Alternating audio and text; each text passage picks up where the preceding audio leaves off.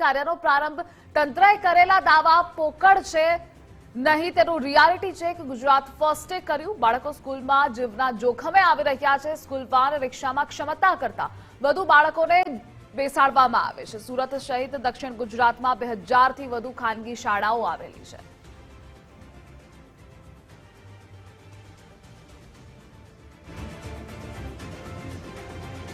ઉનાળુ વેકેશન પૂર્ણ થતાની સાથે આજથી શાળાઓ ધમધમતી થઈ છે. ત્યારે જોઈ શકાય છે કે જે ખાસ કરીને સ્કૂલ વેનની અંદર બાળકોને છે તે લઈ આવવામાં આવી રહ્યા છે. ત્યારે ગુજરાત ફર્સ્ટની ટીમ જ્યારે અહીં પહોંચી છે ત્યારે ચેક કરવાનો પ્રયાસ કરીશું કે વેનની અંદર કેટલા બાળકોને છે તે લાવવામાં આવી રહ્યા છે. સુરતના ગોધરોડ ખાતે આવેલી આ જે લુટ્સ કોન્વેન્ટ સ્કૂલ છે અને આ લુટ્સ કોન્વેન્ટની અંદર આજે જે પ્રમાણે બેઠક વ્યવસ્થા જોઈ શકો છો. કેટલા બાળકોને વેનમાં લાવવામાં આવી રહ્યા છે? 10 બચ્ચાઓ. નીતિ નિયમો નું ચુસ્ત પાલન કરવા માટે સૂચના આપવામાં આવી છે. આવેલી છે. ટેક્સી મેક્સી કરવાની છે.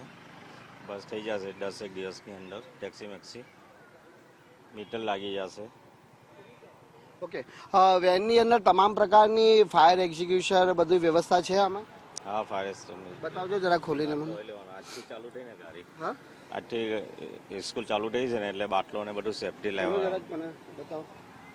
તો આપણે ચેક કરવાનો પ્રયાસ કરીશું કે કઈ વ્યવસ્થા કરવામાં આવી છે અને ફાયર એક્ઝિક્યુશન છે કે નહીં, ફર્સ્ટ એડ કિટ છે કે નહીં, આ તમામ જે પુરાવાઓ અને ખાસ અગ્નિશામક સાધનો છે કે નહીં તે આપણે જાણવાનો પ્રયત્ન કરીશું. ફાયર એક્ઝિક્યુશન ક્યાં છે ગાડીમાં? આજથી લેવાનું છે. આજે જ કમ્પ્લીટ કરવાનું છે બધું. તો અગાઉ તો મીટિંગ કરવામાં આવી હતી ને આ સૂચના આપવામાં આવી હતી, શા માટે નહીં? આજથી હવે ચાલુ કરી દઈશું અમે. એટલે હજુ તમને નિયમ પછી શાળા ચાલુ થાય પછી આજથી ચાલુ કાગળ કમ્પ્લીટ કરવા આપી દીધેલા છે આરટીઓમાં. બાટલો સેફટી આજે આવી જશે. ઓકે, ફિટનેસ સર્ટિફિકેટ છે બધું આજે આવી જશે. તો આપે સાંભળ્યું હશે કે અવેલેબલ નથી, આવી જશે. મતલબમાં એ જ જવાબ છે સ્કૂલ વેન ઓટો ચાલકો પાસે. એટલે નીતિ નિયમો લાગે આ સ્કૂલ વેન ઓટો ચાલકોને લાગુ નથી પડી રહ્યા. શાળા શરૂ થાય પછી તમામ નીતિ નિયમો લાગુ પડશે. ત્યારે આપણે જાણવાનો પ્રયાસ કરીશું. બેઠક વ્યવસ્થા નીતિ નિયમ મુજબ છે? બધું નીતિ નિયમ છે. ફિટનેસ સર્ટિફિકેટ છે ગાડીમાં? બધું ચાલુ જ છે. પ્રોસેસ ચાલુ જ છે. બધું પ્રોસેસ ચાલુ છે. બેઠક વ્યવસ્થા બતાવજો જરા ગાડીમાં કયા પ્રકારની છે.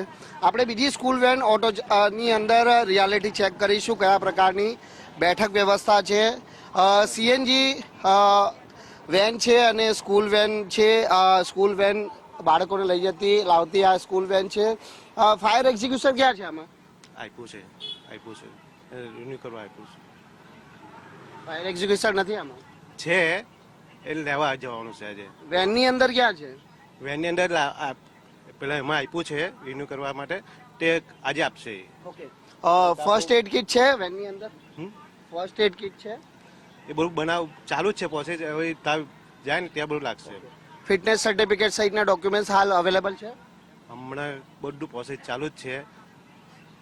આવે એટલે બધા કાગળ કમ્પ્લીટ થાય છે. સાંભળી લીધા હશે આપે જવાબ. માત્ર પ્રોસેસ ચાલુ છે, પ્રોસેસ ચાલુ છે, આ પ્રકારના જવાબો મળી રહ્યા છે. તંત્ર દ્વારા થોડા દિવસ અગાઉ જ મિટિંગોનો દોર શરૂ કરવામાં આવ્યો હતો. મિટિંગની અંદર સ્પષ્ટપણે સૂચના આપવામાં આવી હતી, પરંતુ આ સૂચનાઓને સ્કૂલ વેન ના ચાલકો જાણે ઘોડીને પી ગયા છે તે પ્રકારની જે સ્થિતિનું નિર્માણ થયું છે. ગુજરાત ફર્સ્ટની રિયાલિટી ચેકની અંદર આપણે જે પ્રમાણે જોયું કે બાળકોને તો લાવવામાં આવી રહ્યા છે, પરંતુ બાળકોની સુરક્ષાને લઈને કઈ રીતના સ્કૂલ વેન ચાલકો સજ્જ છે તે આપણે જાતે નિહાળ્યું છે. ના તો ફાયર એક્ઝિક્યુશન વાનની અંદર છે, ના તો જે ડોક્યુમેન્ટ્સ વેનના ચાલક પાસે અવેલેબલ છે. બાળકોને આ પ્રમાણે લઈ આવવામાં આવી રહ્યા છે. વધુ એક સ્કૂલ વેન ચાલક છે, એમના જોડે પણ જાણવાનો પ્રયાસ કરીશું. ભાઈ, તમામ ડોક્યુમેન્ટ્સ અવેલેબલ છે? હા. ફાયર એક્ઝિક્યુશન ક્યાં છે? લગાવી દીધું બધું પટ્ટા. ફાયર એક્ઝિક્યુશન ક્યાં છે? હા છે ને, બતાવો. સર્ટિફિકેટ બી છે આમાં, બધું છે.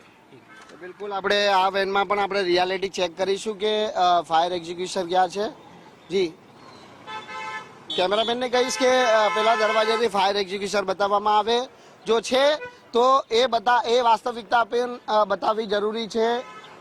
ખાસ કરીને જે પ્રમાણે રાજકોટ ટીઆરપી ગેમ ઝોનમાં અગ્નિકાંડની ઘટના બની હતી અને આ ઘટના બાદ જે પ્રમાણેની સ્થિતિનું નિર્માણ થયું અને ત્યારબાદ છે તે તંત્ર પણ જે સફળે જાગ્યું. આપણે ફરી અહીં આવીશું, પણ તે પહેલાં જે અન્ય જે સ્કૂલ વેન ઓટો છે તે અહીં આવી છે અને કેટલા બાળકો સ્કૂલ વેનની અંદર છે તે જાણવાનો પણ આપણે પ્રયાસ કરીશું. અહીં સુરતના ગોધરા રોડ ખાતેના આ દ્રશ્ય છે. ઓટો રિક્ષા પણ હાલ છે. ઓટો રિક્ષાની અંદર ફાયર એક્ઝિક્યુશન જોવા મળી રહ્યું છે, પરંતુ તે પહેલાં કેટલા બાળકોને ભરવામાં આવ્યા છે તે જોવાનો પ્રયાસ કરીશું. 1 2 3 4 5 6 7 8 9. ઓકે, નિયમો અનુસાર વેનની અંદર બાળકોની સંખ્યા મર્યાદિત છે, એટલે એ નિયમોનું પાલન થઈ રહ્યું છે. પરંતુ જે પ્રમાણે અન્ય ડોક્યુમેન્ટ સહિતની વાત કરવામાં આવે, વેનની અંદર ફાયર એક્ઝિક્યુશન છે ભાઈ, ક્યાં છે? જાણવાનો પ્રયાસ કરીશું ફાયર એક્ઝિક્યુશન છે કે નહીં, કારણ કે બાળકોની સુરક્ષા અને સલામતીની વાત છે. ફાયર એક્ઝિક્યુશન અંદર મૂકવામાં આવ્યું છે. ભાઈ, ફાયર એક્ઝિક્યુશનની જગ્યા ક્યાં હોય, ખ્યાલ છે કે નહીં? ફાયર એક્ઝિક્યુશનની જગ્યા ક્યાં હોય છે, ખ્યાલ છે કે નહીં? કેમ જોયું તો ફાયર એક્ઝિક્યુશન જે સ્થળે મૂકવાનું હોય છે ત્યાં નહીં, પરંતુ ડીકીના અંદર મૂકવામાં આવે છે. જો આ સમયે આગ લાગે તો તેના માટે જવાબદાર કોણ? એટલે સ્કૂલ વેનના ઓટો રિક્ષા ચાલકો પોતાની જવાબદારી હજી પણ નથી સમજી શક્યા, કારણ કે નથી ડોક્યુમેન્ટ્સ એઓની પાસે અવેલેબલ, ના તો ફાયર એક્ઝિક્યુશન નથી, ના તો કોઈ ફર્સ્ટ એડ કિટ છે નથી. એટલે આ પ્રકારની જે ઘોર બેદરકારી ગુજરાત ફર્સ્ટની રિયાલિટી ચેકમાં જોવા મળી છે. ત્યારે તંત્ર આ શાળાઓની અંદર તપાસ કરે તો હજી કેટલીક શરતીઓ મળી આવે તેમ છે. કેમેરામેન અજય ખુમાન સાથે રાકેશ બ્રહ્મભટ્ટ, ગુજરાત ફર્સ્ટ, સુરત.